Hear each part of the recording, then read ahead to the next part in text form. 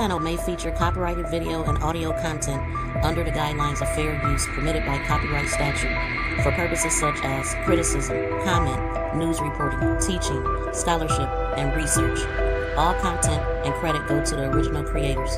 No copyright infringement is intended. Coming in from President Trump, he did say earlier today that the U.S. carried out a strike in the southern Caribbean against a drug-carrying vessel that departed from Venezuela. The president later posting this video that you're seeing on Truth Social, along with a post saying earlier this morning, on my orders, U.S. military forces conducted a kinetic strike against positively identified Tren de Aragua narco-terrorists in the Southcom area of responsibility.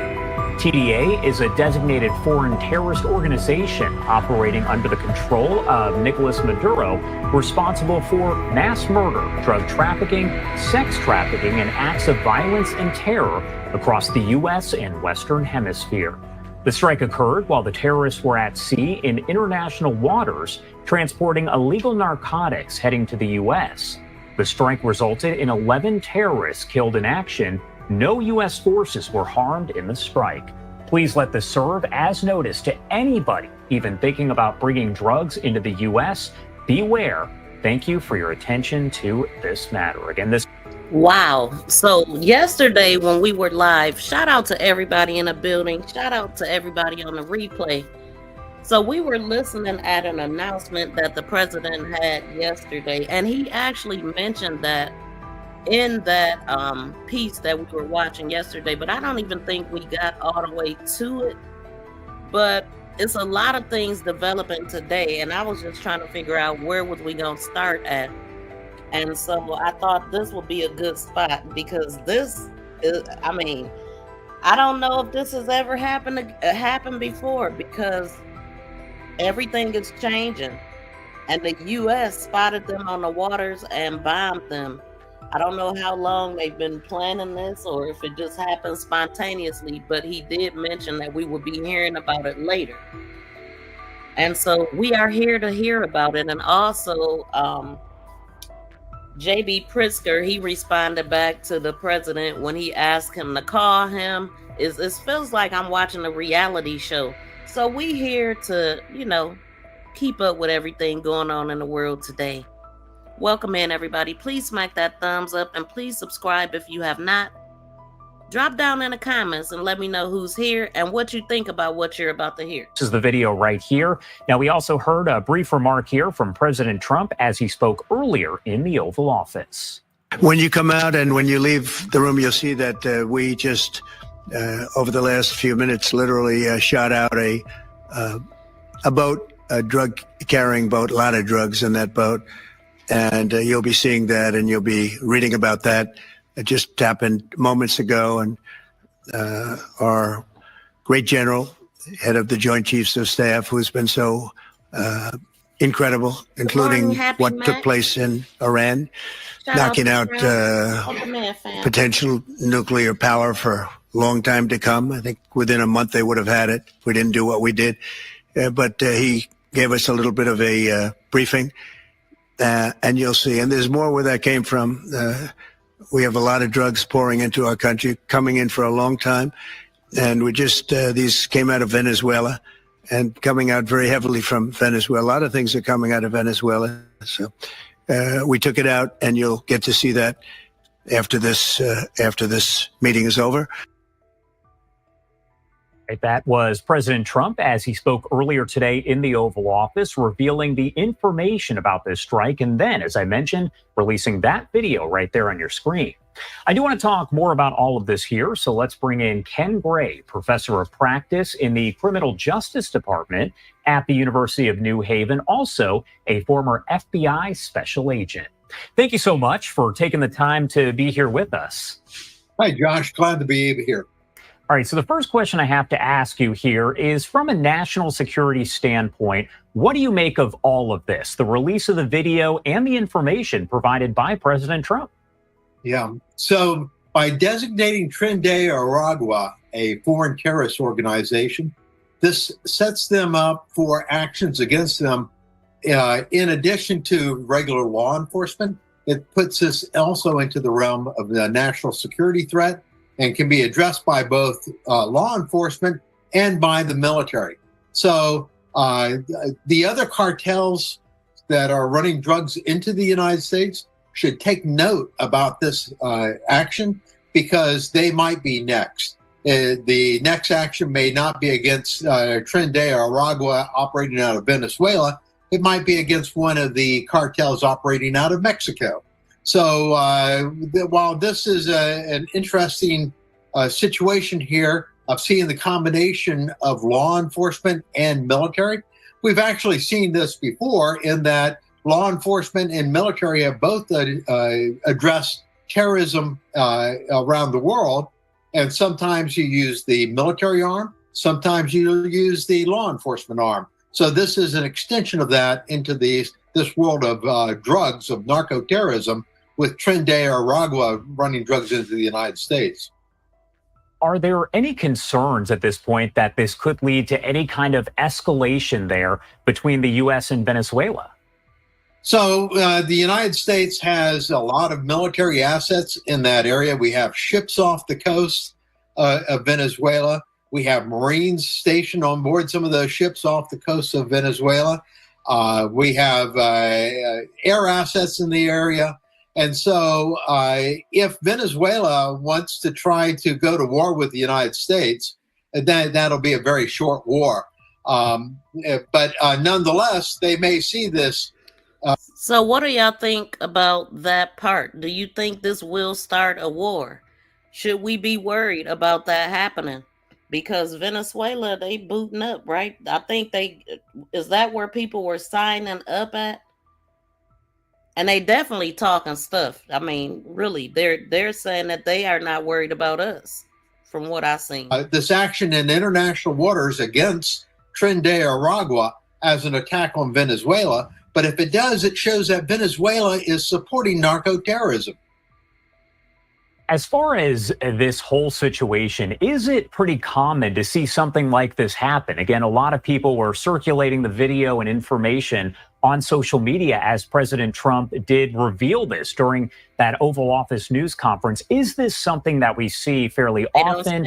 Is it out of the ordinary? So we've seen actions against some of the Islamic terrorist groups that were raising funds through the sale of heroin, of growing poppy and converting it to heroin and selling that to the West. We've seen military actions against those terrorist groups that were being funded by drugs. But to do this kind of action in the Latin America here, in the Caribbean, this is kind of an unusual situation of the use of this much military force. Normally, this would be the Coast Guard interdicting here, pulling this boat over and arresting the members on board.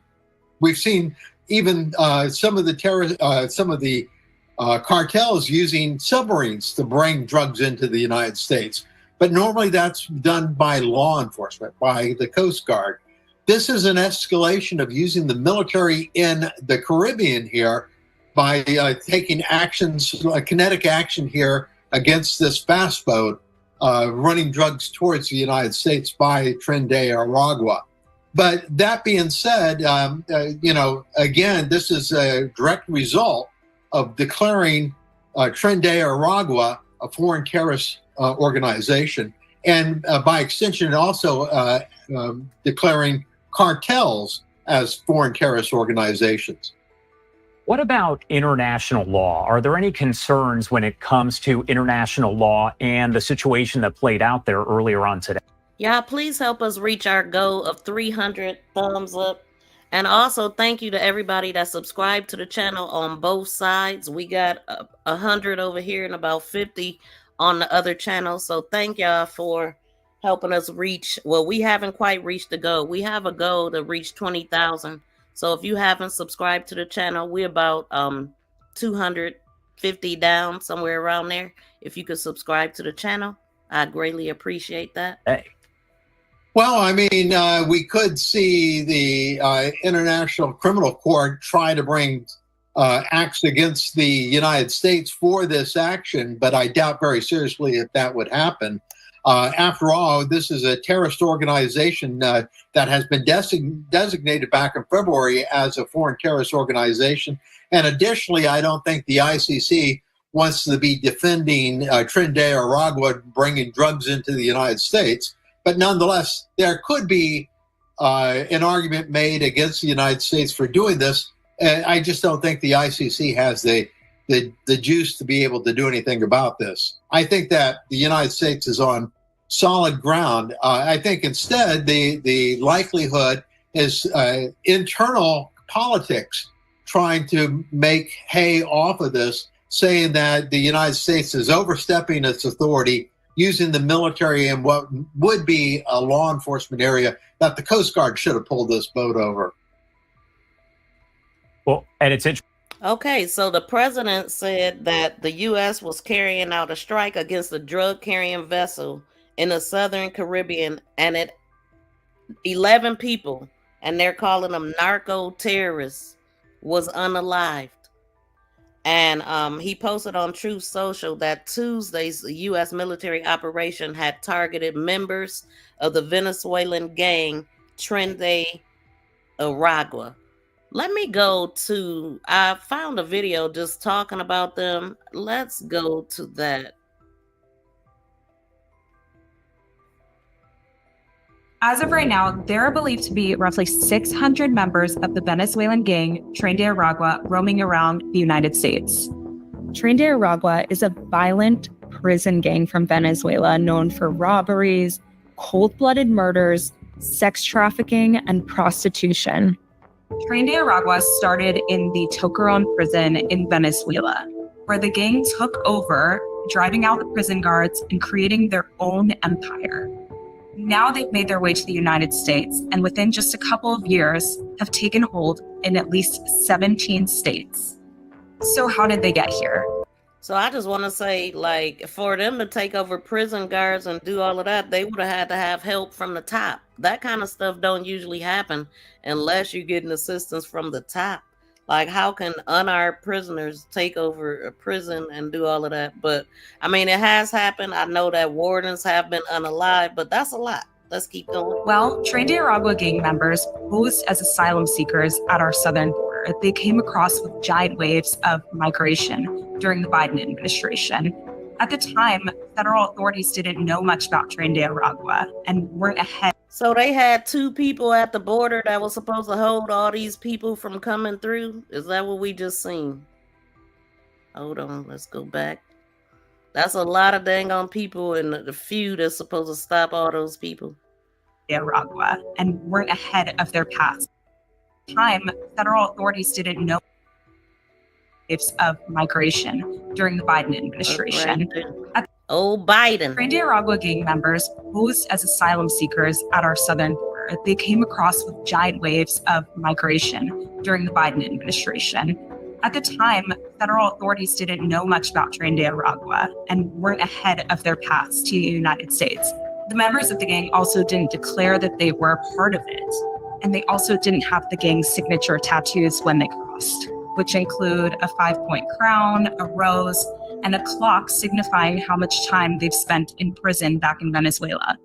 Those members also recruited within the United States with those migrant populations. They went into migrant shelters in New York City, for example, and they started to recruit more members who had arrived with those waves. So along with New York City, these migrants had settled in sanctuary cities, and they found their way there because they knew that it would be an easy place to start to unleash crime. They definitely look like a bunch of petty thugs. You know what I'm saying? Do y'all agree with what they're saying about them? Remember when Biden ripped down walls? We wanted to build and sold the metal for pennies on the dollar. I do not. All I know is what is happening, what we paying attention to right now. And they knew that if they had been arrested, they would also be released likely. Also in the Big Apple, they've established gun smuggling rings in those migrant shelters. They've created snatch and grab moped gangs, and they've also engaged in sex trafficking along Roosevelt Avenue. Tren de Aragua, which is also known as TDA, has also set up shop in places like El Paso, Texas, where they've created smuggling rings across the border, Aurora, Colorado, where they've taken over apartment complexes and unleashed violent crime. Now I remember when they did all of this, and it was an outrage to see everything that was happening. I'm like, is this what they want to happen? The police wasn't doing nothing from the top, wasn't ordering nothing, and the people was just being beat down, rent taken, landlords. It was like a New Jack City, right? This is what I remember with this. But okay, they got all this documented. And even now in North Dakota. You may have also heard of some of the members of the Venezuelan gang and some of their crimes in the United States. One of the most well-known is the killing of Laken Riley, where killer Jose Ibarra is a... Now, we've heard a lot about Laken Riley. So, okay. Yeah, this is a lot. All of this just happened. This is all from 2024, and they speak on her a lot, or have. Tren de Aragua member, as first identified by the Post. It is also believed that the two alleged killers of 12-year-old Jocelyn Nungar... A crown? That's what they using? Like, a lot of people got a crown. What is this? A crown with a couple stars? You know how many people got something like that? It is also believed that the two alleged killers of 12-year-old Jocelyn Nungar in Houston, Texas earlier this year are also gang members with Tren de Aragua.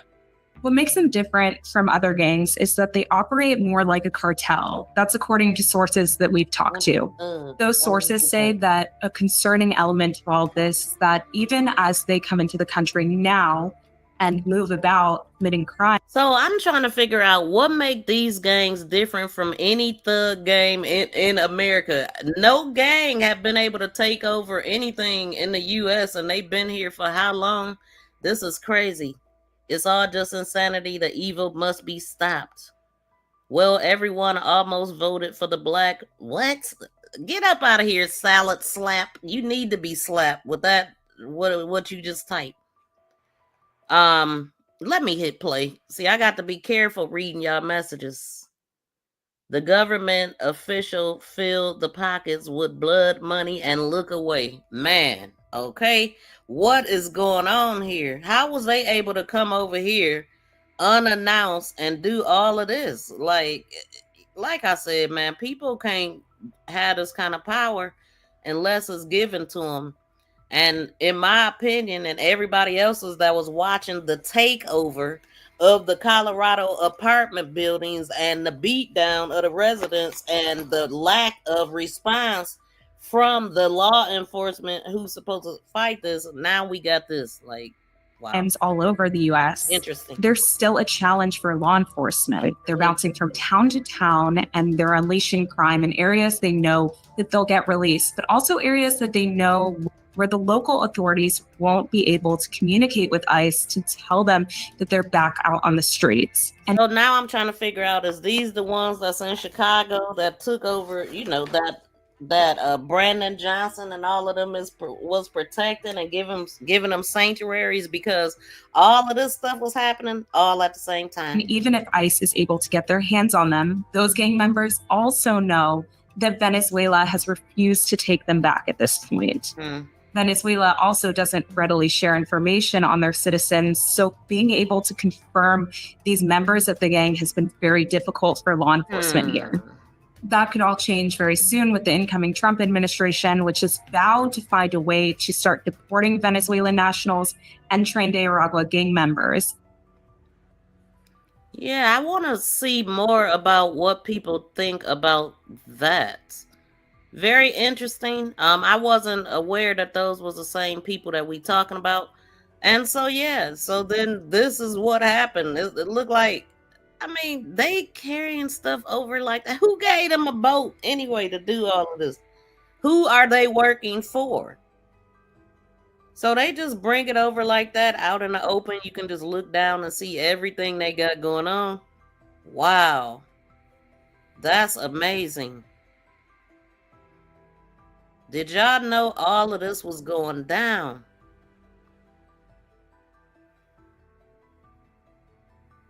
And I mean, just thinking about what we watched yesterday, everybody was calm, smiling, proud, and we didn't even know all of this was going on yet. But he definitely mentioned it. So let me see what y'all think about this. Unchecked and bold. Trump, oh man, they took over apartment buildings in Colorado. Yes, I remember that. Yeah, I'm still going to be careful reading your messages though. So the fact that the U.S. government completely destroyed, destabilized Venezuela is just going to get skipped over typical Americans. Usually, yes, speedboats run, usually keep the product on deck. How was they able to ever get away with this? How were they able to ever bring drugs over like this so boldly? Okay, and then the other thing that I've been seeing in the news is Jeffrey Epstein's victims have come forward. A lot of people, it's a lot of civil unrest. Protests are going on everywhere. Jeffrey Epstein survivors are actually speaking at the Capitol. So let's go to that. Like a couple people spoke out, and then we're gonna go to Chicago too. Like I said, there's just so much happening. Let me cover this up right quick. And if y'all could please smack the thumbs up and subscribe to the channel if you have not, while I find another video. We are going to let's go to Rubio first. Let's finish with this one.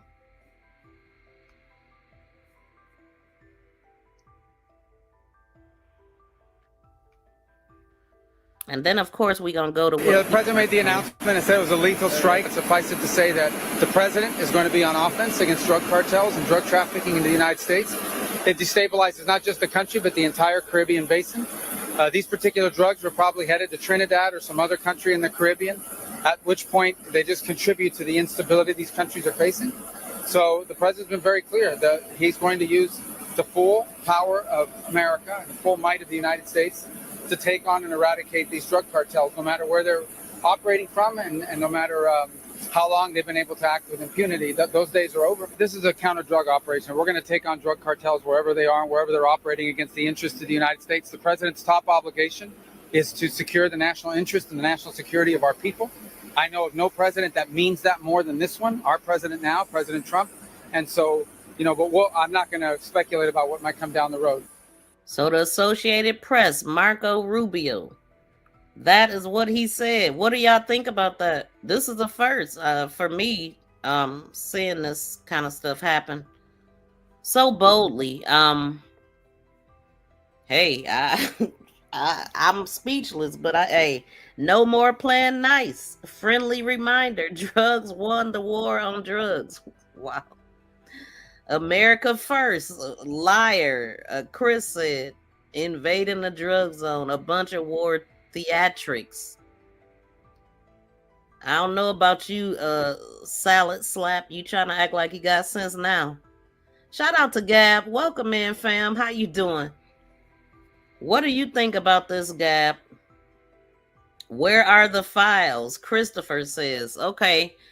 So we gonna get into that because everybody want to know where are the files. Like nobody is, that is still at the top priority for everybody that ever was concerned. So we'll go to that. We got a lot to talk about with the files. Let's go here.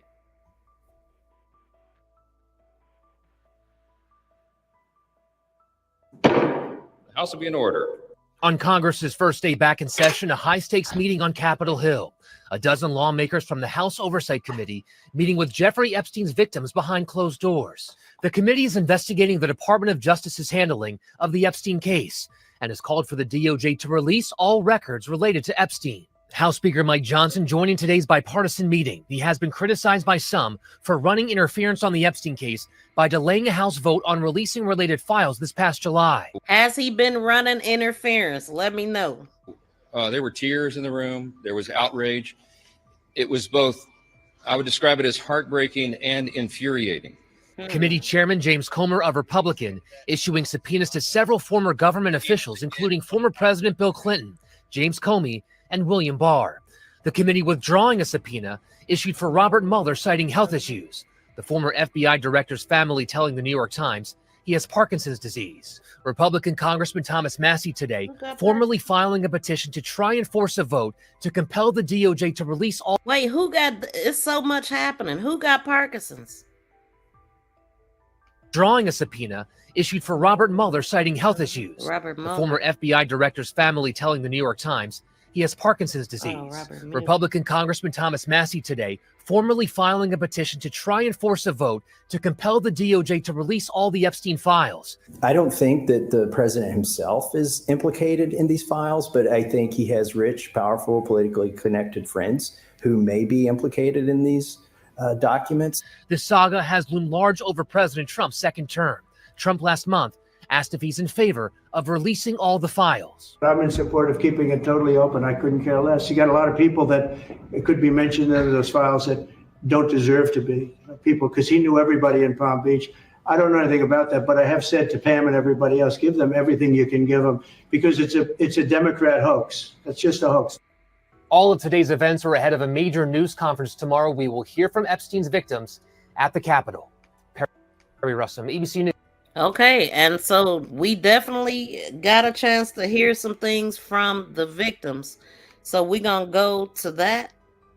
Going to be honest, I think they're going to try to snake out of it as much as possible.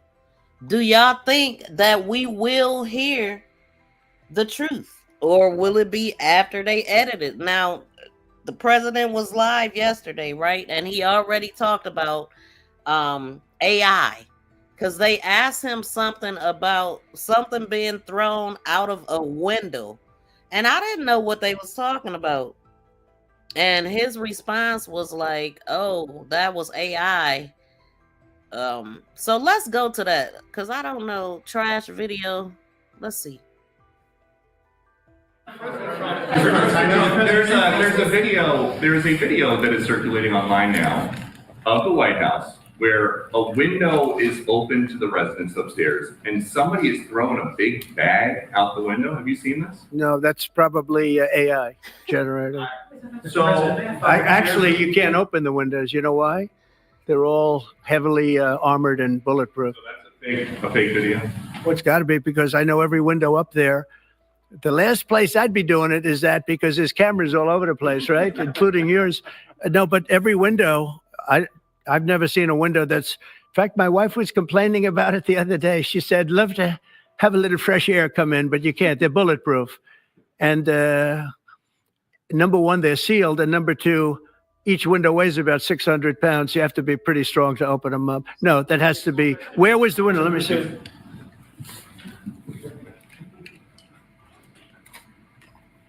Maybe from the renovations. Which is the window? It looks like this is on the 15th Street side, I think. Yeah. So right here. Yeah, those windows are sealed. Those windows they're all sealed. You can't open them. What you're saying regarding the federal. It's the kind of thing they do. And one of the problems we have with AI, it's both good and bad. If something happens really bad, just blame AI. Blame it on But AI. also they create things, it works both ways. If something happens that's really bad, maybe I'll have to just blame AI. But there's truth to it. Well, because hell, he said blame it on AI. So was it AI, or do y'all know what's going on? Let him keep going, because I don't even know what video. Shout out to Young Riaz. Welcome in, fam.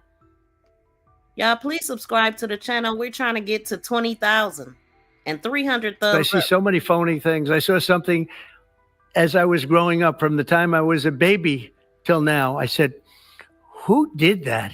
It was AI generated. So it's a little bit scary, to be honest with you. But those windows are all very heavily sealed. Thank you, Mr. President. I follow up with what you were saying regarding that federal appellate court that ruled against you. Peter Doocy showing Trump video of someone dropping trash out of the window at the White House. President Trump saying it might be AI, but a White House official saying that this actually happened, a potential contractor. What's going on at the White House in terms of this? Wait How a damn unusual- minute now. Hold on now. See, they already using AI as a crutch, and they said it actually happened. So why would anybody be doing that? I'm confused. Did he just say a contractor? President Trump shuts down a viral mystery video claiming objects were being thrown.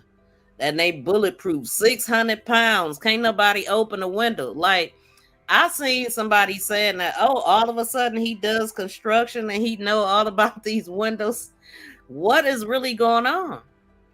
What's going on at the White House in terms of this? How unusual is this happening there? The AI, but a White House official saying that this actually happened, a potential contract, showing Trump video of someone dropping trash out of the window at the White House. President Trump saying it might be AI, but a White House official saying that this actually happened, a potential contractor. What's going on at the White House in terms of this? How unusual is this happening there? Those windows, he said, potentially are sealed. They are sealed, and I'm not going to lie. This one's a head scratcher, Andy, because we've known about these massive renovations at the White House, both to the Rose Garden and what the president is trying to do to build his new ballroom off of the East Wing. So again, it's not surprising that they are getting rid of things, and whether or not that one specific contractor should have been shoveling items out of the window, I'm going to leave that. This is what, wait a minute. More than one thing. So how did he know if that would hit somebody in the head? Who ordered him to do that? Was he supposed to? What is really going on at the White House, y'all? Please help me understand this. Somebody made an AI of Trump as a baby. It was hysterical. Oh, that's what he was talking about. Okay. I have seen a lot of them. I gotta find that one. Who the hell did this? Who is the contractor? Throw shit. We care. We want to know, why are they throwing stuff out the White House windows like this? This is some old crazy mess. To the White House staff to decide. But I do think this goes to show just how busy any president is. I mean, Donald Trump. And also just how busy the paparazzis is. They don't miss a damn thing. Like, they watching. Trump might be the most online president we've ever had. I mean, certainly the internet has not been around as long as America, but he's always on Truth Social. He's always on X, Twitter. And so is AI about to be the excuse for every dang on thing? Because clearly this is not AI. You can, right now, the way that the AI stuff is working, you can tell that it is AI. I mean, except for the deep fake stuff that, yeah, they can make deep fake stuff, but nah, the stuff we've been seeing, you can tell is real cartoonish, is real funny, actually. I'd be surprised that he hadn't necessarily seen this one. I do think, just given the craziness of this summer, all of the swirling headlines, life at the White House has been very different. I mean, just last Friday, President Trump, according to White House officials, was blasting music from the balcony of the White House, from the Rose Garden. I heard, the Beatles and Journey during a couple of my exits in and out of the briefing room. Maybe that was trying to get ahead of the rumors. And here we are having this press conference again today, which very easily could have been an email to try and tamp down on those conspiracies. Yeah, and as the Journey song goes, don't stop believing potentially anything is possible when you're talking about this White House. And of course, this also saying a spokesperson for the White House confirmed that the clip was authentic and explained it showed it was a contractor doing regular maintenance. Okay, what the heck just happened? A contractor doing regular maintenance, so that's how they do it. That's how they do it. Meanwhile, people is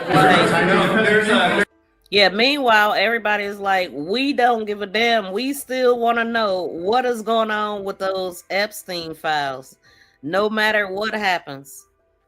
But no matter what is going on, no matter how they trying to distract everything, everybody still want to know what's up with them files. What's up with them, buddies? But anyway, this is what the spokesperson said. A spokesperson for the White House confirmed via email that the clip was authentic and explained what it showed. It was a contractor who was doing regular maintenance while the president was gone. So he missed that. So they do all kind of unruly stuff when the president is gone, or I don't know. It just makes no sense. All right. So all right, we're gonna get into the Epstein files because that is really everything what everybody want to know. And so these people,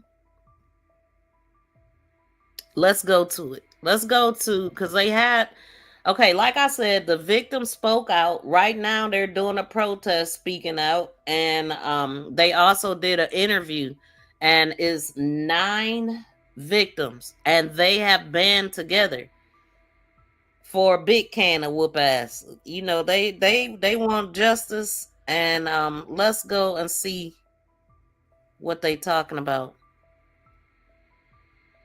Hold on, let's see where we gonna start at.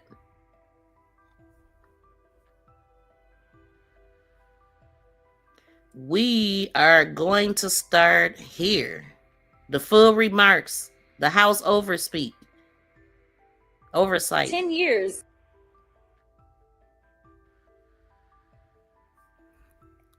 Now let's go to Jasmine first.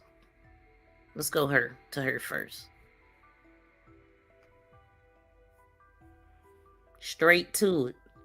She the mouthpiece. Thank you so much. And first of all, let me just say that we are standing before you. We're having this conversation because of the oversight Democratic leadership. And so I want to reiterate that it's the Democratic leadership on oversight that has truly been able to move this forward. I'm sure many of you don't recall, but we were sent home early to try to avoid being able to take a vote on something like getting these files. We are about doing real transparency. We don't care who's in the files. We are going after you. So silly, if I had to sum up what happened today, we heard the stories of victims, and honestly, we heard the story of at least one person that has never come forward before today. This was the very first time that she was telling anyone in a semi-public way her story. And if I had to summarize the theme, I would say that their theme was to do something. It is probably the theme of the American people in general right now when it comes to government, is that they want us to do something. So yes, we had the roundtable, but they actually want to see some action. The fact that this started off you in the are 90s, what you type, and we had someone who could talk about what happened to them and you in the 90s, but then you go down the line and you've got somebody that's telling us their story from 2008. These failures led to years and years of abuse that did not have to take place. And so the reality is this: some think that this is all over, and some think that nothing else is going on. But if there was ever a RICO case, it would have been the Epstein case. So how we went from something that should have been RICO because of how sophisticated of a system. Okay, do y'all agree that this should have been a RICO case? They RICO Diddy. Why didn't they RICO this case? Let me know. Is this a RICO case? This wasn't just one little sick old man that was doing stuff, but there were so many layers, whether we're talking about the banks that were involved, whether we're talking about those that worked for him, that helped him, whether we're talking about the monster known as Maxwell. And that's exactly how y'all need to refer to her. She is a monster. She is not a victim. So let me tell you, I want some action items to come out of this, because for once we somewhat look like we're bipartisan in the oversight committee. Number one, we need answers. We need answers on why it is that Maxwell was transferred from her current station or her former station in Florida down to Texas. Now, I didn't know where they put her at, but I did peep that they moved her right after her interview. Remember, we were listening in on her interview. Right after that, they moved her. We need to have an understanding. And she changed her story. Because everything that I heard today leads me to know that for sure she was all up and in and through this entire process, not to mention that she was indicted by a jury of her peers, and then she was tried and convicted and given 20 years. So why is it that we had somebody, again, it almost seems like we are doomed to repeat our failures? Because why is it we have high-level people that seemingly are running cover for a criminal? And that is what she is. She is a monster, and she is. Y'all, can y'all please smack the thumbs up? We are trying to reach a goal of 300 thumbs up. It's 242 people in here. Can y'all please smack the thumbs up? It's totally free. It don't cost you a dime. I definitely appreciate y'all listening in, but please smack the thumbs up and also help us reach our goal of 20,000 subscribers. Shout out to the 150 people that subscribed yesterday. A criminal. So number one, we need answers on what happened with that transfer, why it took place, and honestly, we all need to stand together and say that Maxwell needs to go back to where the monsters go, which is to a higher level of security. We also need to understand that Debbie Wasserman Schultz has legislation that she has been trying to push forward. And so in a bipartisan way, we all need to get behind Debbie, because we found, and what we learned is that there were loopholes as it relates to the Crime Victims Act. And so we've got to make sure that Shout out to everybody on the politics channel. It's 102 people over there. If y'all could please smack the thumbs up. I see we got 10 thumbs up. Please smack the thumbs up. And behave in the chat, please. No trolling. No trolling. You will be blocked. Be civil. I don't care if you can have your opinion, just be respectful. Other victims shouldn't be hard if you're an adult. Suffer in the way that they did when you have somebody like Alex Acosta. If you're a child, exit right now. That decides that he wants to play games and dismiss a case and never inform the victims of what's going on as is required by law. So we are going to have to fix those loopholes to make sure that that doesn't happen, because it took them 10 years of fighting. Byron said Ghislaine is probably out shopping and can come and go as she please in the posh prison. The first thing that I thought about when they moved her, I thought about Martha Stewart. Do y'all remember when Martha Stewart was arrested or in prison or whatnot, and she was like on a resort or some type of nice little prison? This, and ultimately by the time they got to the end of it, well, it also was Jeffrey Epstein's in, and so there was not a resolution for that.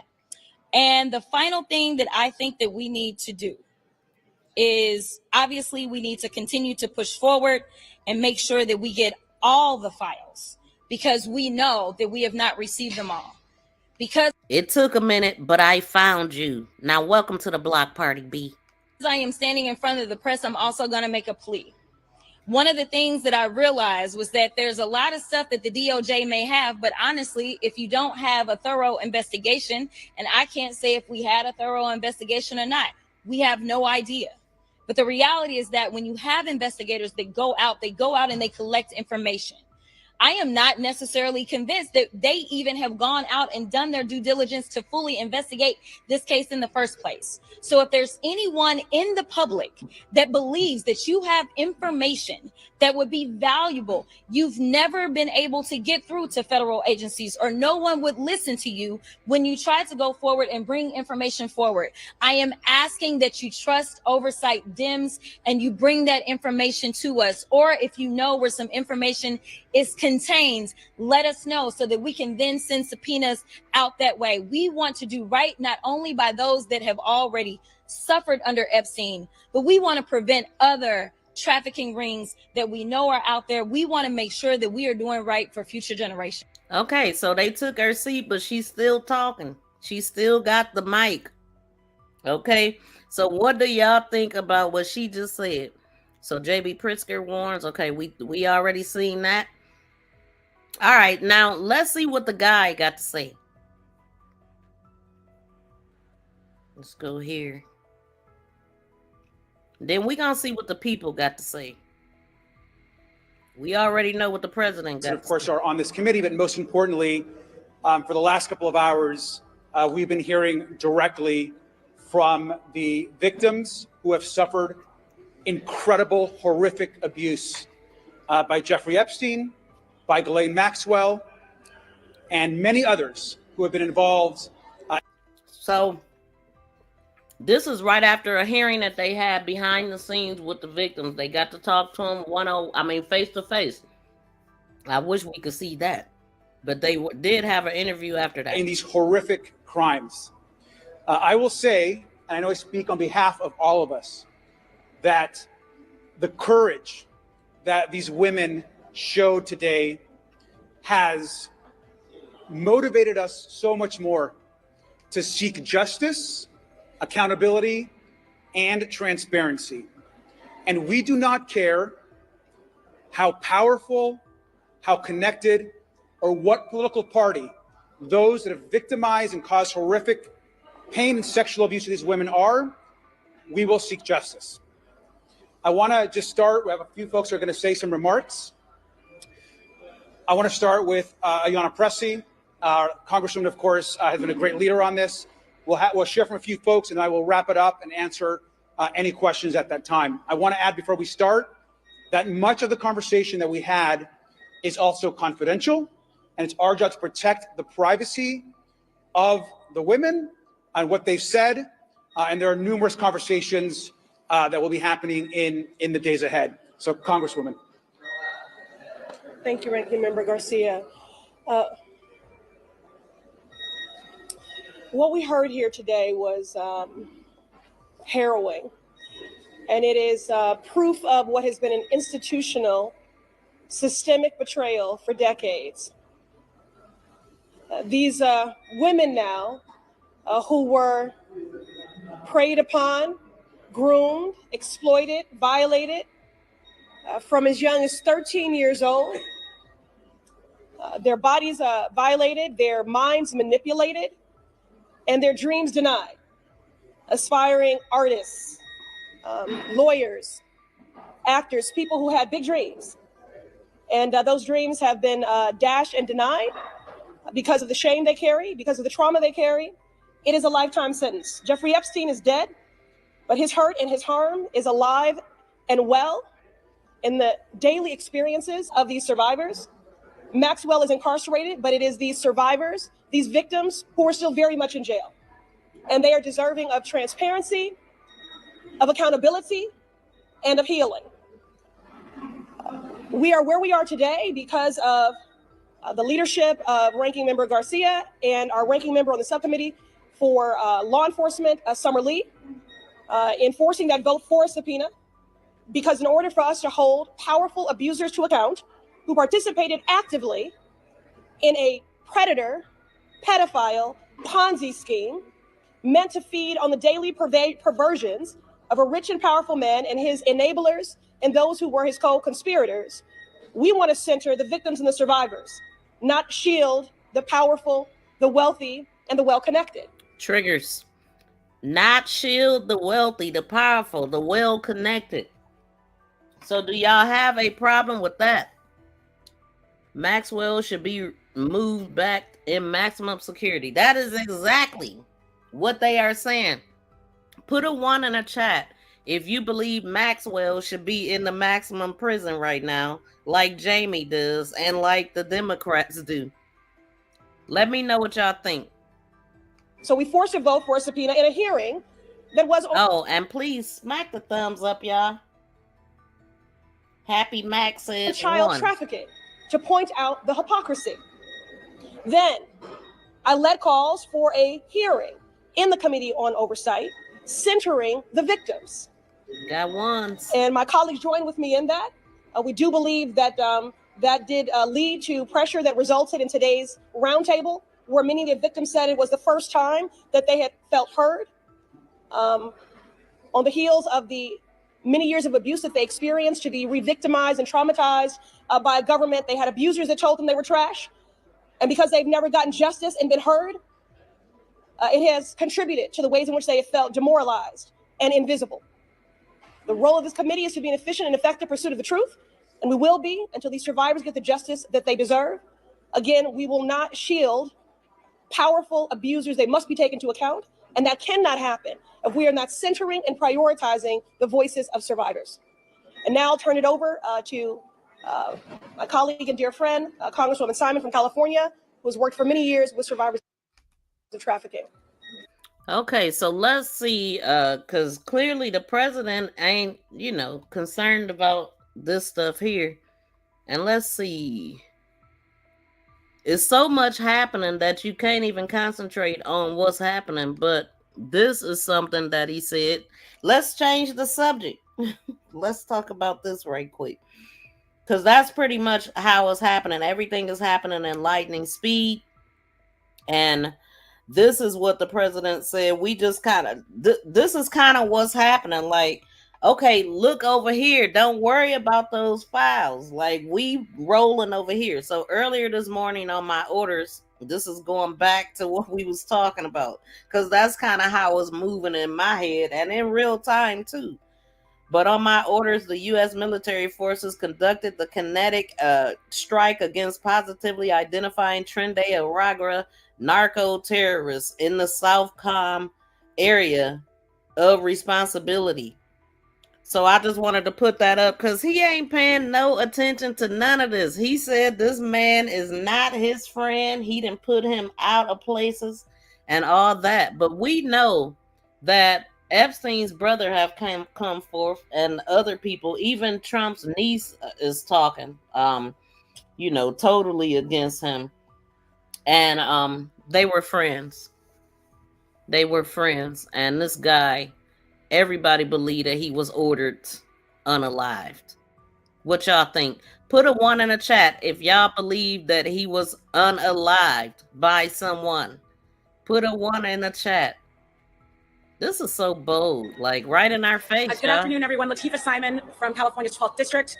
Today, we had the honor of listening to extremely brave women who talked about the ongoing rape and sexual exploitation that they endured by the rich and the powerful. And for 3 decades, their voices have been ignored. These are young women who have been on record telling their stories. And yet justice has been denied. Justice has been denied to the young woman who talked about being groomed to go over Jeffrey Epstein's home where she was raped. Triggers. Raped. Triggers. Children leaving high school to be raped. Damn. And left to go home alone. So she gonna keep saying that. We not gonna keep saying that over here. Okay, let's go to the victims. Let's listen at what they got to say for themselves. Tonight, as you can see, just really within the last couple of hours, I sat down exclusively with the biggest group of survivors and their family members brought together at the same time. Some of these people had never met each other before, including a woman who has never before come forward to share her story about the abuse she says she faced at the hands of Jeffrey Epstein. I want to play for you now my conversation with these individuals you're hearing for the very first time right here on NBC News Now. A show of hands here, if you or somebody you love was abused or trafficked by Jeffrey Epstein or Ghislaine Maxwell. Even all boys. Of you. So given that, you are here together, the 9 of you in this room, in this, what feels like a show of solidarity. Why? Why did you decide to come here today? Jess? I'm coming here because there's been a severe miscarriage of justice, a delay in accountability, and we've all come together beautifully and tragically, which feels healing and devastating all at the same time, to speak out and to be fueled by each other's voices in a way that I don't know that we've had the opportunity to in the past. Mm-hmm. Beautifully said. Yeah. I'm here for the same reasons, but for me, the most important thing is accountability. My whole mission is to get somebody, or the majority of the people, to be held accountable for what they did and what we've all been suffering through for the last, 15, 20 years. Marika, you're somebody who has spoken publicly about your experience before. Mm-hmm. What does it mean to you to be sitting alongside 8 other people in telling your story and in being here? Today, I didn't think I would be here 6 years later from when I was here in 2019. I guess I'd just like to say that, it's always a bit nerve-wracking to speak on camera like this, but I mean, I just want to say that the government has failed us. I mean, Maria Farmer reported this in 1996, and now there's a pending lawsuit where hopefully there will be some accountability. Yeah. Lisa, how about you? I'm here once again speaking our truth and kind of beside myself that we're even having to do this again because they never did what they should have done in the beginning. So now here we are having to do interviews like this to get our voices out there because they didn't just listen to us the first time we said it. That must feel frustrating. Extremely. Yeah. The idea of repeating, having to do this again and again. Did you ever think you'd have to? No. I mean, in 2019, when I spoke up and went public on what had happened to me in 2003, at 14 years old, was something that I should have never had to have done in my life. It should have been taken care of and handled from the beginning and been investigated properly so we wouldn't have had to be at this point, I should have never had to put my face on camera so that someone would listen to me. I want to first get to Sky and Amanda and Danny, who are here representing your sister, Virginia Giuffre. Danny, what message does it send to be here with this group in this, what, as Liz described, this almost show of strength?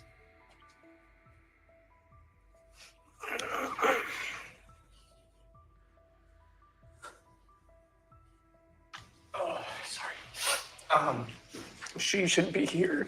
I am so honored to be here with you guys. She would be here. She'd be screaming, And I think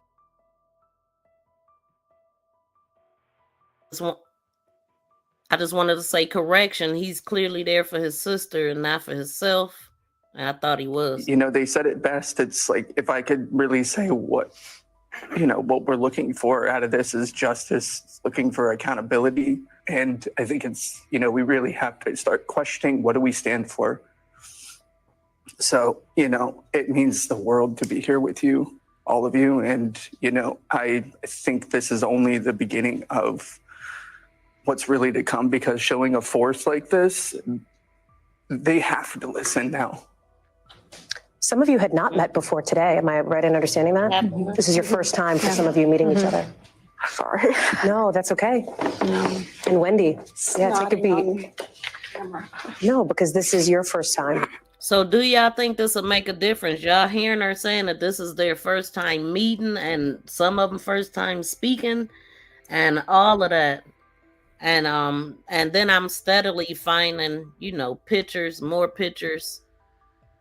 It's no secret that they hung out, had conversations about a lot of things. Epstein's brother has been very open, and also Trump's niece. Now, I don't know what she would know about this, but she's very open about him. The niece is the daughter, Mary Trump is her name. The daughter of his brother, his older brother. And I do remember hearing Mary Trump say that by the time her father and Trump wasn't close because they were so many years apart, and her father was already out of the house by the time Trump would have been 10 or 11. But she go hard against her uncle. You have never before spoken publicly about your experience. Correct. I'm going to ask you to share some of your experience now. What were your interactions with Jeffrey Epstein? What can you tell us? My interactions, if you guys have followed or... Can y'all please smack the thumbs up at the sound of my voice? If you can hear me, please smack the thumbs up. We need to get the thumbs up. It's 140 people on the other side and 245 combined. Can y'all please, everybody, smack the thumbs up and subscribe to the channel. Or know Jenna's story. Jenna is one of my best friends from middle school, I would say. And it's pretty much the same story in that aspect. How old were you? I was 14. And how did you first encounter either Jeffrey Epstein or Ghislaine Maxwell? Through friends. It was very normal, I guess. Through friends. And where were you? This was in Florida? Yes. And did you go to the home in Palm Beach? Can you tell me a little bit more about that? Yes, I went to the home in Palm Beach. Okay. And what were you involved in there? What did he ask you to do? I'm not really comfortable answering that. Okay. It's the same as if you follow the story, you know what I was asked to do. How did you extract yourself from this abuse? I moved very quickly. My family moved me out of Florida, so I exited that world and had no access to it. Are y'all already familiar with these victims? Like, this is my first time seeing them, and it's a lot that I don't know. So I was curious to know, like, how are they meeting them? And at the age of 14 and all of this, I'm thinking is parents involved and stuff like that. Things that we hearing with R. Kelly, things that we hearing about Diddy. You know what I'm saying? They made it to court, you know. And they made it alive so far, but this right here is different. It's different because of the people that's involved. So one of the things that Representative Luna says after talking with Epstein survivors yesterday is clear. This thing is a lot bigger than we could have anticipated. Rich and powerful people need to go to prison. They said it's 33,295 pages of the Epstein file. Release the Epstein files. That's all they want to know.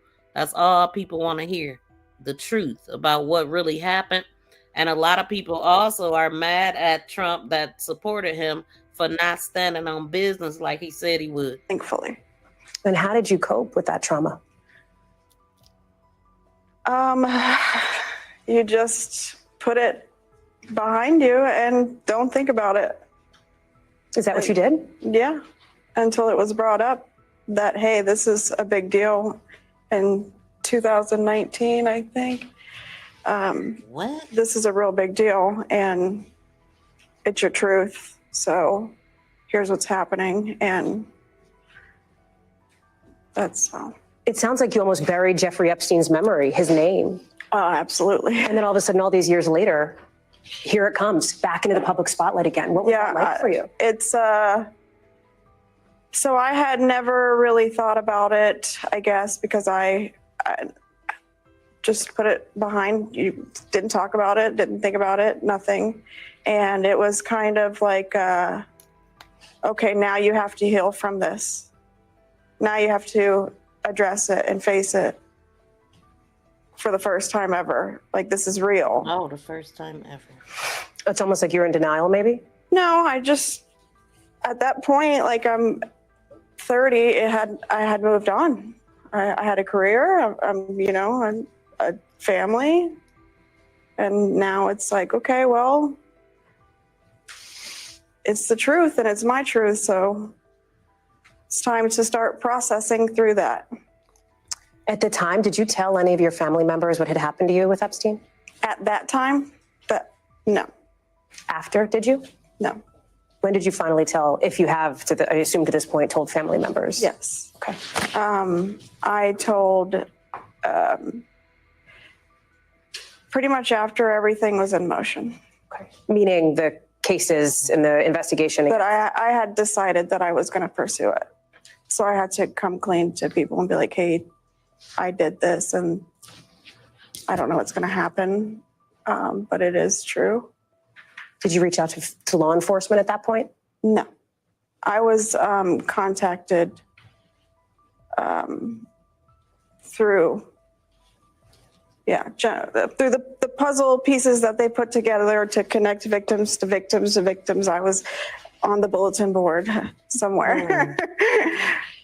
And here you are all these years later, sitting in this room with these other women, with these other family members.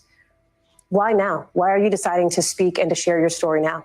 Because not everybody is getting justice. And that's not right. just because you think that some victims in their mind got justice, that it's not right. The everyday person is out there, and that's me, and we're victims. You could be, your neighbor could be a victim and you don't know it. The person you pass in a grocery store and they're not talking. And I think that, like she said, power in numbers, even if I'm just counted as statistically in numbers as another victim, that's enough for me. They're not protecting our youth. They're continuing to allow the same thing that happened to us is happening still. Maybe not with them, but it happens, and it's happening. So it sounds like it's a lot of shame of what happened too, and people not really want to speak out at first, and that is really messed up. And one thing that I'm finding out is the person that actually went and questioned Ghislaine, did the interview with her, was one of Trump's long-time attorney or something, and a friend. If he was his attorney for years, they were really good, right? Did y'all hear that? And if so, do y'all know the guy's name? Do anybody know the guy of his attorney that interviewed the lady? Shout out to BFF. Welcome in, fam. And also, did y'all know that Trump's commence secretary was Epstein's neighbor for 20 years? Let me know if y'all have ever heard that. I don't know if this is true or not, but I'm going to put it in here so y'all can see what I'm looking at. It's a lot going on, y'all. I took my time in saying something, and I've always been in contact with Jenna. I had a young daughter trying to start my career. It was a big shock to my husband. So I took the time, and I said when I felt like I was ready, it's not a secret. It's just something that I didn't normally talk about. Yeah. So now I'm ready to say, you know what? If I am the everyday Joe Schmo and I have this story, I know I want to be able to inspire other people to say, hey, me too. I hate this. I don't want to say the me too, not trying to do that, but Me Too movement. it happened to me too. So how many more people could it be that just haven't said anything or that got paid off before they ever reached this point? And I want to support her. She's been doing all this for years alone, and she doesn't deserve to do it alone. And I know that that's emotional for you. I can see it in you. And it's also emotional. I haven't met them today, but going through stuff like this, especially as an adult, it brings up a lot of mental health issues. And I've thought of hurting myself. And not now, but over the last 6 or so years, just going through all this, and it's hard. And I know that if I have those thoughts, and Virginia has those thoughts, and we're victims, I just feel like these people are very brave to speak out at this time, because a lot of people is scared to say anything. A lot of people are being silenced, and they are coming forward. So I would say that that's a good thing. I just ran across this. And like I said, they are speaking in front of the Capitol, or they were. And let me see. So this is breaking. Epstein survivors, they will hold a press conference at the Capitol Hill on September 3rd at 10:30 Eastern Standard. For the first time, many will speak publicly about what happened and demand the release of the Epstein files. I've been on this relentlessly and hope and won't stop. I will be covering. Follow me for the updates. So this right here, we are not a hoax. Okay, and then this right here is what I was talking about. They are saying that this guy was a neighbor of Epstein for 20 years, and that's his commerce secretary. What is his name? I've seen him, but I don't remember his name. Let me know, y'all, and please smack the thumbs up. And there is your president. Okay, so let's go. How many more of us do we have to lose? Why do you want to see more of these documents released publicly? Accountability, right? I think all this time. Wait a minute. Speaking of that, does anybody know how many people have been unalive through this whole thing? Or, you know, done it to themselves or whatever? Because I'm sure it wasn't just one. I mean, I haven't researched this yet. I don't know. How many people have unalived themselves allegedly? So we gotta count Epstein himself, the guy here who's here for his sister, Guthrie or something like that. Probably, I remember reading that name last time. We've forgotten how large of a scale this really is. What Virginia did, what these women did, it's unprecedented. This was Somebody said Trump loves Huggies. You out of line. a global operation. It takes multiple people to make this happen over a span of decades. Those people deserve to be accountable too. Okay? And they have that information. They have that information. They have the power to do the right thing. And that is what we're here for. Are you all satisfied, and then I'll do a couple more show of hands, but are you all satisfied generally with the level of communication that you've had or that your representatives have had from members of Congress? Do you feel like your voices have been heard from members of Congress? No. Jess, you're giving me a face. You're saying no way. My eyebrows don't lie. No, Wow. I've heard zero communication. I mean, I don't know about it. I've heard nothing from any representatives personally. I have not. So can I get a show of hands? Who here is satisfied with the level of contact they've had from Congress? Wow. Nobody. Let me do. You do not see this often. You do not. Let me ask this. How about the Justice Department? I want to ask a couple of things about what you knew about things that were happening with this case that you're obviously. How many times I gotta say it is certain elements of BS involved when it's a cover up, and they got every last one of them. It's not common for Caucasian people to go through this. Look how many. It is 9 people right there. Ain't none of them being heard. When I was listening at his brother talk, it reminded me of Carmen Day talking about Jelani Day. And we know that was a cover up. We know that law enforcement was involved. So allegedly, okay? So I'm going to just say this is how you know that it's big people, you know, that's covering this. And also with the Tren Aragua stuff, for them to be able to take over and do everything that they did, coming over here with drugs, they was allowed to do it, just like they just did with the Trump administration. What they just did with that boat, that could have been happening all this time. Like, I mean, what is the military here for if they're not keeping everything safe, unless that's what is ordered? It's just the times has changed and the old stuff ain't working no more, and they want to change the world from that. That's what I'm saying. Like, ain't no way any of this stuff was ever happening without approval. That's just my opinion. Let's go. Involved with. Show of hands. Did any of you hear from the Justice Department before they released that memo, that 2-page memo earlier this summer? No hands. Were any of you told that Todd Blanche would be speaking with Ghislaine Maxwell prior to that interview over the course of 2 days? No. No. Were any of you told about the prison transfer? They didn't know about that. How many of y'all want to go over the rest of that? Because we listened to a little bit, but to me the audio was bad. Put a 1 in the chat if you interested in hearing that. Ghislaine Maxwell interview. Show of hands. Did any of you hear from the Justice Department before they released that memo, that 2-page memo earlier this summer?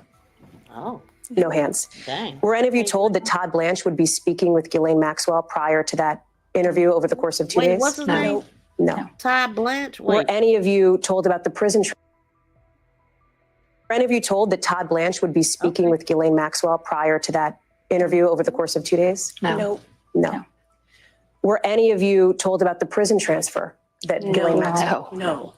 Do any of you feel that the DOJ has communicated with you enough this year? No. No. Have any of you had any communication with the DOJ? No.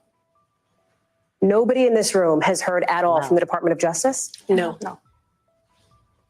Is that surprising to you? No. No.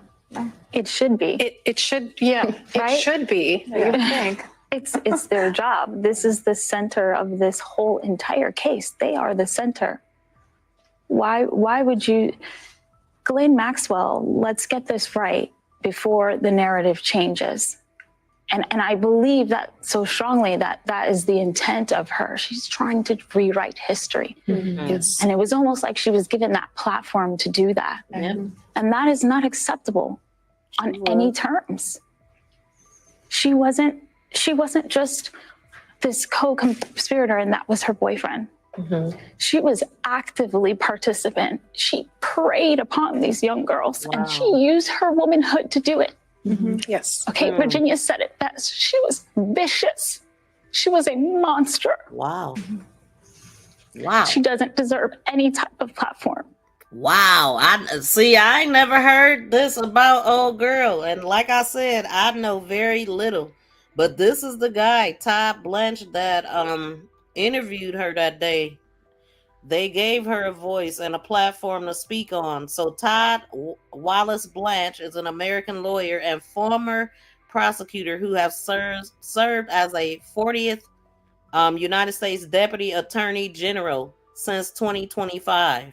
Blanche represented U.S. President Donald Trump during his 2024 criminal trial in New York City. And this guy was born August 6, 1974. He's 51 years old, they said. Okay. And also, he is an American lawyer and former prosecutor who has served on the floor. Okay. All right. So that's the guy that interviewed. I just wanted to know who this was. And he's a longtime attorney of Trump and friend. I'm assuming they're buddies. You know, they got to be. Or yoga and Pilates. That's a reference to the prison camp she's now in. Yeah. I mean, it's absurd. It's absurd what's happening. Liz, I have to ask you, what did you think when you heard about, let me start with the interview that the Deputy Attorney General, that Todd Blanche conducted over the course of a couple of days with Ghislaine Maxwell. When you heard that was being done, when you saw that transcript, when you heard her voice in that audio, what was that like for you? I hope that I'm speaking for all of us and saying, we are willing to do whatever we need to find justice.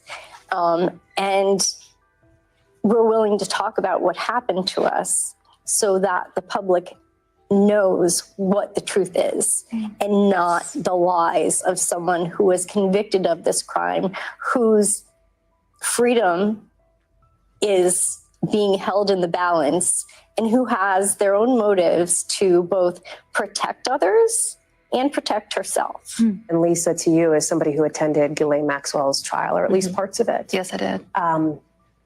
The interview, the release of that audio, the prison transfer. What did you make of all that as it was happening over the course of the summer? I was just disgusted by it. It just, like she said, she was an abuser. There was one point when Jeffrey had called me to go meet with her after I had met her at a function, at a charity event. But I want some juice. I mean, thank God I didn't go.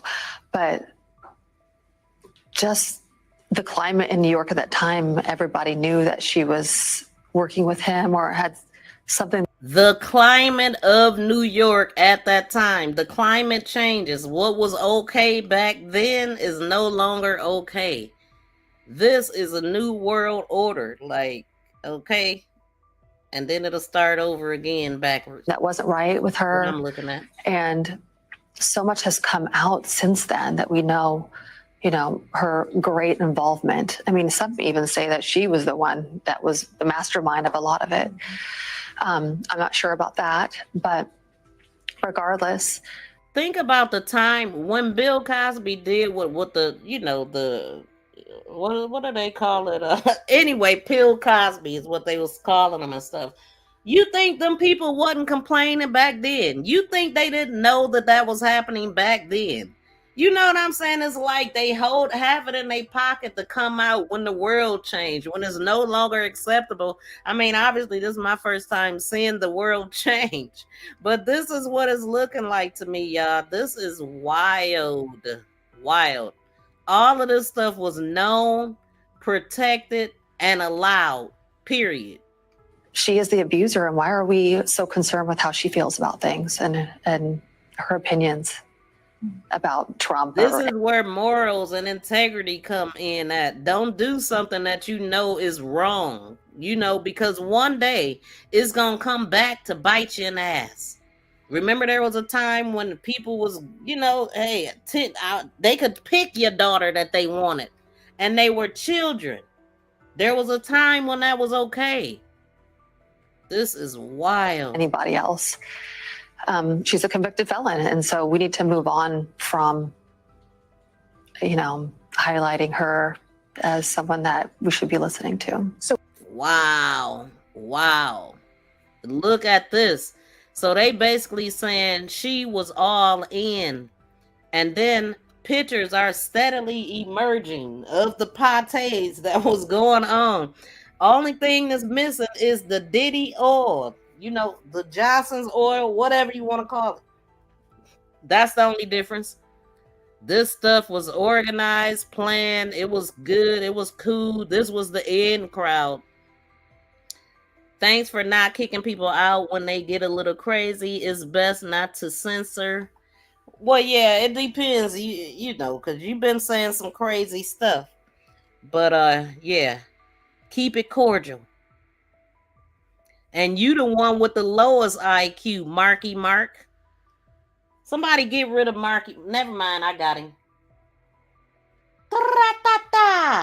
Get up out of here. Rude. Dummies are rude. What would you say to the Department of Justice as they were pursuing these conversations with her? They have emails. Because they ain't got nothing better to say. Don't know what to say, but insults. They have flight logs. They have a list they've compiled. Ma'am. Right? And I feel like if they're not going to release this list to the public that everybody wants to see, we want to know who it is. Period. A lot of us survivors know. We've been compiling lists of our own, and we have so many other survivors. Please come forward, and we'll compile our own list and seek justice for, on our own. I mean, I think that's what's going to happen next. Are there other prominent individuals that you saw when you were with Jeffrey Epstein and others who you think should be followed up on by law enforcement? Well, let me get this straight. Jeffrey wasn't doing this for himself. I mean, let's not beat around the bush. The parties, the charity events, on the island, everyone that he was involved with, not everybody, because obviously there were people that didn't know about what he was doing. But there were many people that knew what he was doing that were involved in the sex trafficking ring. Your sister described Ghislaine Maxwell as more evil than Jeffrey Epstein. Wow. So she was the more evil one. She probably was the more direct and personal one to the victims. She was the one that they was listening to, the madam of it all. Release the files. All you need to get from this is not a vote for anyone. Agreed, Joseph said. So, do y'all believe what these ladies are saying? And somebody said, why all the Trump pics? These pics are emerging from social media in real time. And so, I mean, I haven't seen all of them. I just thought I would share them with y'all as I'm looking at them. So that is what the pictures is all about. It's a lot of different ones in that collage. This is stuff that people are saying. People are concerned about what's happening. And we like to pay attention over here. I don't know about you, but that's what we do over here. So please subscribe to the channel and also hit the thumbs up, y'all. We got 239 people combined, 163 on the other side. Can y'all hit the thumbs up over there on the politics channel and also over here on the crime channel? It's free, y'all. Free 99. Double tap the screen. I bet you I got way more votes than I got thumbs up. Let me see. So we only have 34 votes right now. Well, now they going up. They going up like crazy. Everything is moving fast. But yeah, we gonna see how many votes we got. It's up to 80 so far. 92. Okay. If y'all could hit the thumbs up at that rapid speed that y'all are voting, that would be amazing. And let me see how many subscribers we got. I appreciate y'all tuning in to MTGV Crime Podcast and MTGV Politics. That was something that she said publicly. Yes. And so I have to ask in the and my name is Miss V. Context of what is also in the ether at the moment, this idea of a potential pardon for Ghislaine Maxwell. How would you feel if she were to be pardoned, given your sister's comments about Maxwell? I think it's the biggest slap in the face for us as a family and to these girls and anybody that's been impacted by her. I don't think 20 years is enough. Yeah. You're referring to her sentence. Yeah. I think that people that are able to put that kind of evil out into the world should be either locked away forever. You know, our justice system, I think, is not harsh enough on something of that levity. And I know that if my sister were here with her sisters right now, she wouldn't be happy about it. We're not happy about it. We woke up and like, even when she was moved, I was like, I don't understand how the system works. I also, after the fact, when the transcripts came out, I didn't see anything that she added to the narrative that would get her that move. You know, I don't understand how that kind of evil can be rewarded. Let me do a show of hands. Who would like to see President Trump definitively rule out a pardon for Ghislaine Maxwell? Every single one of you. Yeah. Mariah. But why would he do that? Are you frustrated he hasn't done so yet? Oh, absolutely. Yeah. I mean, just toying with the idea is an insult. Well, it looked like she gonna get everything she looking for. Let me know what y'all think. Will Ghislaine Maxwell be pardoned? Put a 1 in the chat. Do y'all think she will? He said he was willing to pardon Diddy, and he also, when they asked about her, he has said that nobody had come to him about pardoning her. And then him said, as a Republican, I don't support Trump, but he was 100% the better option over Kamala. Do y'all believe that? He said the infrastructure would have been falling apart by now. Put a 1 in the chat if you agree with that. I know I already asked y'all to put a 1. So I see a couple 1s for the pardon. Yeah, put a yes in the chat or no if you believe that Kamala would have been the worst choice. I mean, a lot of people that voted for him is in the streets right now. So as a matter of fact, because we don't have all day, I'm gonna let them answer the question, but I'm gonna go on to something else because I want to go and see what they're doing with the protests. But you see the channel that we are tuning in on every video that I play under fair use, and also go check it out in completion. What would you say to the president if he could hear you right now about this, about the potential pardon, about the case, about all of this that's in the ether right now? Would ask why he's putting so much attention on convicted criminals and why he seems to value them more than us. Because those are his. Does anybody else have thoughts on that? Lisa, Jenna? Yeah. Oh, damn. I would say it's so big right now because this administration ran their campaign on this. These were promises that they had made. And that is the betrayal, that they ran a campaign on it. That is huge.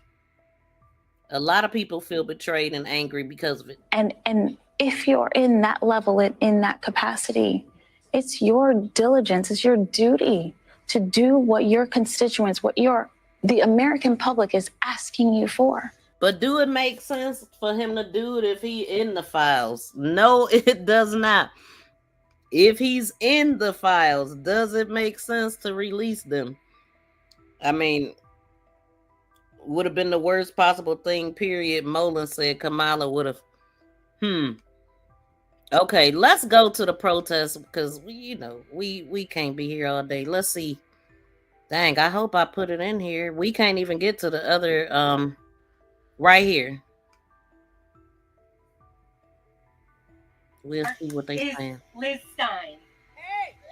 4 weeks ago, our team at World Without Exploitation sat down with Liz, and truthfully, she was a little frustrated. She was feeling that everybody was talking about survivors, but nobody was truly listening to survivors. And we knew that needed to change. So after listening to Liz, we knew we needed to create a space and send a clear message. It is time to listen to the voices of survivors. So here we are. What Liz reminds us is that courage is contagious. You will not see one woman walk up here alone. She will walk up in solidarity with her survivor sisters. And that is deliberate because this movement is all about solidarity. When one person steps forward, we all have the courage to step forward. All right, let's do it. Liz, come on up here. Liz is joined this morning with 4 of her sisters, 4 women in our World We Survivor Training Fellowship. Please welcome Gigi, LJ, Jessica, and Terry.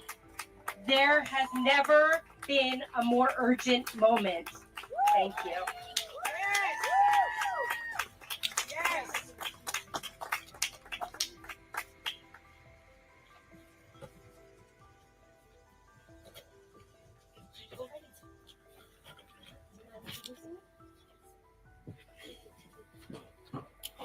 Good morning. My name is Gabrielle Prieto, and it is an honor to welcome you here today. To every survivor present and to every ally standing with us, your courage, your solidarity, and your presence are powerful. We also thank our partners, World Weed and the Coalition. So I do want to say this because of what somebody had just said. What did they say? The files can't be released or something like that. So the House Oversight Committee releases thousands of Epstein documents, and this is coming from Fox News, and this is from yesterday. And it says the House Oversight Committee released a tranche of thousands of documents related to the Epstein case on Tuesday night. So they have been released as of yesterday, as of last night, some of them. And the surprise file dump came ahead of an expected House-wide vote to formalize the committee's Epstein inquiry on Wednesday afternoon. And then it says that vote, while largely symbolic, would also direct the House Oversight Committee to release the Epstein files by the Department of Justice, sent by the Department of Justice. So nearly 34,000 pages are being released. That include the DOJ interview with Ghislaine Maxwell and videos that appear to show the inside of Epstein's house, Palm Beach home. And then it says, let's see, Epstein's brother Mark Epstein was skeptical about Tuesday's release. There's no news there. I'd rather see the tape in the morning when they took his body off the tier, he told Fox News Digital. So that will show who was there, maybe who was running the show, etc. That might be news. So his brother ain't feeling whatever it is that they released. and that's good to know what he's feeling about it. So it says the drop included law enforcement videos that showed taped interviews with survivors conducted during the 2005 2006 Palm Beach investigation involving Epstein, as well as police body cams and search footage, and the disgraced financials Palm Beach, Florida home, and interview transcripts with Maxwell. So I mean, I feel the brother. He like, let's get straight to it. Let's get straight to who unalived my brother, who was supposed to be there standing guard, who all was at the prison, how this person was able to get in that area and all that. So I definitely feel what the brother is saying. What do y'all think? P. Diddy party with P. Daddy and Mar-a-Lago. There is more than just grand jury information. What was released was a nothing burger. Okay. That's what the brother is basically saying. Like, okay, y'all going around the block, around the corner. We want to get to the real information. So that means that the person, they know who did this, man. They said there's no way this man could have did it. The angle of his neck and all that was, yeah, it would have been forward and it wasn't. Wait, it would have been, yeah, the way that they said he did it, it would have been different. So it wasn't even laid out. I mean, he wasn't even in the right position when they found him for doing it himself. The way that it was pulled back showed that somebody did it. So there was also video from the area outside of Epstein's jail cell in a Metropolitan Correctional Center in New York City. There was also video from the area, right? This is what he's talking about. So one folder contained an email chain from the DOJ officials that included a timeline of Epstein's final hours. That's where we want to get to. Get straight to it. But it don't sound like that is what they want to do. So then it says it was written 24 hours after Epstein was found unalived. Wow. It says one folder contained an email chain from the DOJ officials that included a timeline of Epstein's final hours. It was written 24 hours after Epstein was found dead in his federal jail cell in Brooklyn while awaiting trial on the trafficking charges. So, Hugh/Ray, can you verify that the information below is accurate? Is based in large part of the timeline you sent. So it's based in large part of the timeline you sent, wrote one official whose email address was redacted. Is there any reason why this information shouldn't be released to the public? So it says here, details from the timeline have already been widely reported. Epstein was placed on the Sui watch in jail on July 23rd, 2019. And he allegedly received daily psych evaluations, but and also people were supposed to be checking in on him and they wasn't. On July 29th, authorities removed him from the Sui watch, placed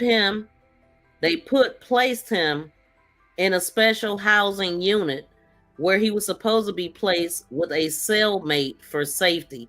That's crazy. A cellmate for safety? Wouldn't he be safer alone?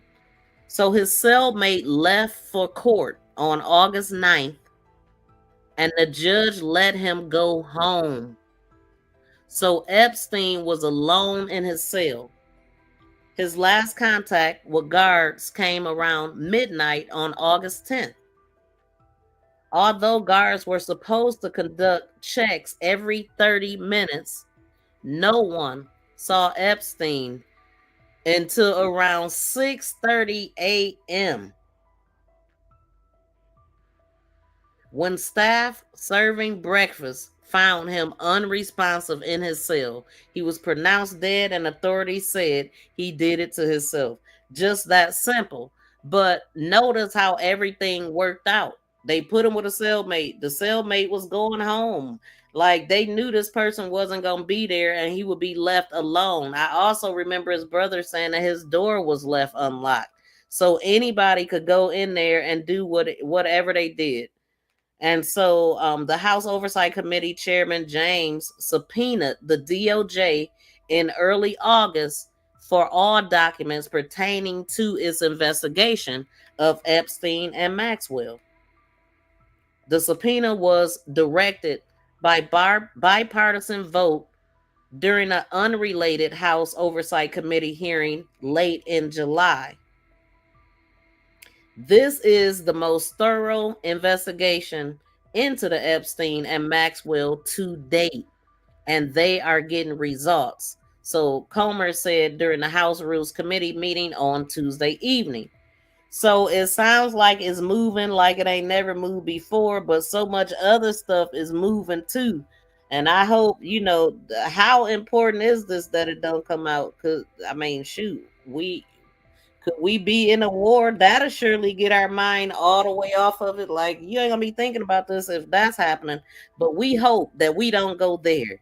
We hope we do not get there. Okay, y'all, please smack the thumbs up and subscribe to the channel. We have already deposed Attorney General Bill, and it says the DOJ provided nearly 34,000 pages of documents and will produce more, which is being made public as we speak. So, all right. So they working on it. Do y'all believe that it's going to come out? So Representative Robert Garcia, D. California, the top Democrat on the committee, claimed that some 97% of those documents were already public. They said they were already public. What are we doing here? It said, look, wait, who's this? It says Summer Lee said Democrats could continue to push the unredacted files involving Epstein. Democrats would continue to push for unredacted. Yeah, it should definitely be unredacted. We want to see everything. We recognize that Trump, DOJ, has every incentive to not comply, Lee told Fox. That is, I imagine, a very small start, but we await the rest. So I guess everyone just have to be grateful for what you do have. They said we're going to go beyond it. We're already getting the documents from the administration, Comer said. I don't think the discharge petition is necessary at all. So in addition, the deposing bar and subpoena to the DOJ Comer panel was also sent a subpoena to former Attorney General Loretta Lynch, ex-FBI Director James Comey, former President Bill Clinton, and former Secretary of State Hillary Clinton. So what do y'all think about that? Because the government sold the residents of Chicago out, unaliving jobs and creating. Being grateful of what you have is an amazing way to live. No, Trump on 10,000 pages, boo-hoo. He didn't read. We all know leftists just repeat what they hear on the internet. I don't know. Let's see what the victims are saying. Uniting this moment of hope and determination. As we gather on the Capitol Hill today, because survivors of Epstein, Maxwell, and countless others have said, we want to be seen, we want to be heard, and we want to be safe. This is not about politics. This is about survivor, lead, a sister in this movement, and a voice of resilience. She stands not only for herself, but for the countless others who have been silenced. Please join me in welcoming Liz Stein to the podium. Thank you.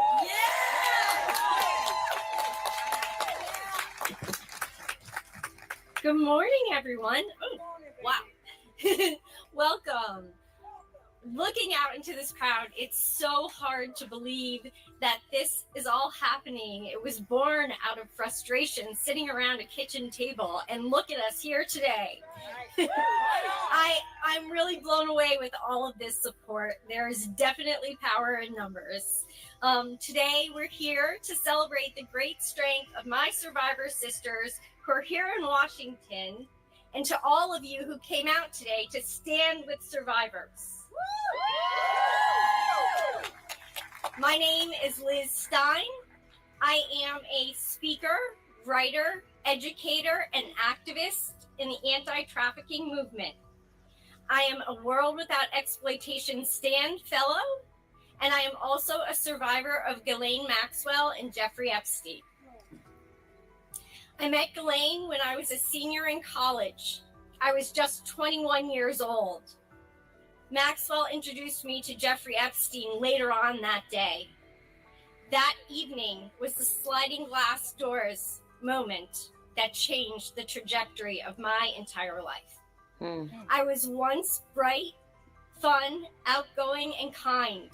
I loved people, and people genuinely enjoyed being around me. But after meeting Jeffrey Epstein and Ghislaine Maxwell, it felt like someone shut off the lights to my soul. Instead of pursuing my dream of going to law school after graduation, overcoming the terror and the trauma that was inflicted on me by these sex traffickers, overcoming that became my decades-long full-time career. As sisters, as survivors, we're initiated into a sisterhood. We're in a sorority that none of us asked to join, but we all stand here today stronger together because our collective voice is powerful. We stand together also to honor the beautiful souls who lost their lives in the pursuit of getting justice for Maxwell and Epstein's crimes.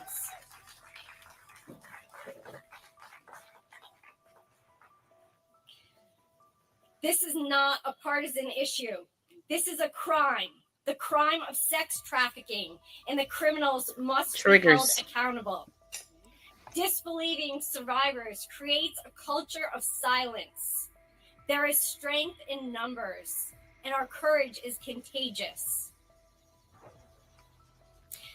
I want to humanize sex trafficking survivors for you all, just for one moment. We are not others. We are your sisters, your friends, your colleagues. We are in your community. Think about the women that you love, and then think about them being the victim of sexual assault. It's uncomfortable and it's hard to think about. Could you stand for their abuse? I hope not. This is a crime that, by our Justice Department's own admission, has 1,000 victims. 1,000 victims. Do you know 1,000 people? Think of the enormity of that. Could you be okay with a crime happening in your community to 1,000 girls and young women and not holding the perpetrators accountable? I think not. The government's mishandling of this case has silenced our truth from the start.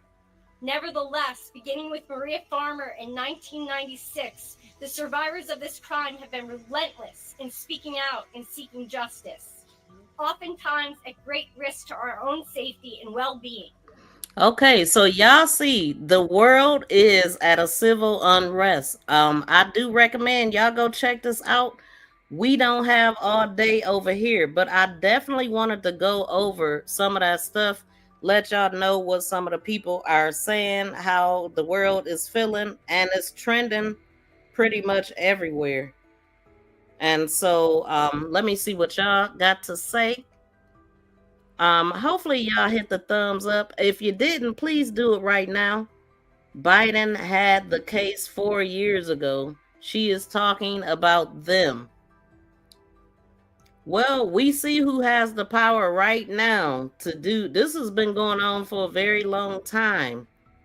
But who's holding the files back right now is what the issue is. But anyway, y'all, thank y'all so much for tuning in. Let me see how many votes we got minus the thumbs up over here. But I appreciate y'all tuning in, but please smack that thumbs up right now if you didn't get a chance to. We the votes is going up. It's over 100 votes that y'all said y'all already hit the thumbs up, but I'm not so sure about that. So can y'all please double tap the screen, the thumbs up before we get up out of here, because I am not looking at the proper number of thumbs up. As a matter of fact, I ain't even on here looking at all. But this was a lot. It's a lot going on. We didn't even get to the fact we didn't even get to Chicago. So all of that is going on. So the information that we watched yesterday, the press conference that president announced about the rocket station or whatever in Huntsville, he also said something about J.B. Pritzker, and he responded back. So it really feel like a reality show that we are watching. Is moving in lightning speed. Boy, y'all are wild. You can't release with children's names and other innocents, nor can you their case. Yeah, they can redact it. They can release it and redact that kind of information. No problem. That is no reason not to release it. I mean, but I think this information was known. Shout out to BFF. Y'all, please like and subscribe to Miss V. Yes, as a matter of fact, y'all, please leave a comment on this live stream after I end this, and we can have a conversation in the chat, because it's hard for me to pay attention to every single comment as it's going by. I got 2 channels streaming, and it looked like the majority of the people is on the LLC channel right now. So y'all smack the thumbs up over there, and we're gonna go ahead and end it. Release the grand jury testimonies. Yes, we want all of that. I would love to hear the real proof. Yeah, where is the proof? Oh, I'm sure it's there. I remember them saying that the president was told that his name was in the files. I want to say it was in May or something. And it was like they were saying different things though. But yeah, shout out to everybody on the Politics, aka LLC channel, and shout out to everybody on the crime. Y'all, please check out my channel. We talk about politics and crime over here, and this is one of the cases that we've been covering. A little boy Emmanuel that has been missing, so we've been following that case. So y'all check us out there, and also we own this. We pay attention. Politics and crime. It's too much going on in the world not to pay attention. If you live in, you're here, right? Yeah, we want to know. But anyway, y'all, thank y'all so much for tuning in. Please be sure to smack that thumbs up on the way out. Set all notifications so you know next time I go live. And we out of here. What in the fuckity fuck kind of shit is this? Wow. And everybody that need to go down should. Lock his ass up. Lock his ass up. You're going to jail. You're going to jail. Please subscribe and press that notification bell and thumbs up. Thank you for sharing me. Thank you for sharing me. Thank you for sharing me. For sharing me. For sharing me. For sharing me. Thank you for sharing me. All right. Peace and love, y'all. We out. Y'all have a great rest of the day.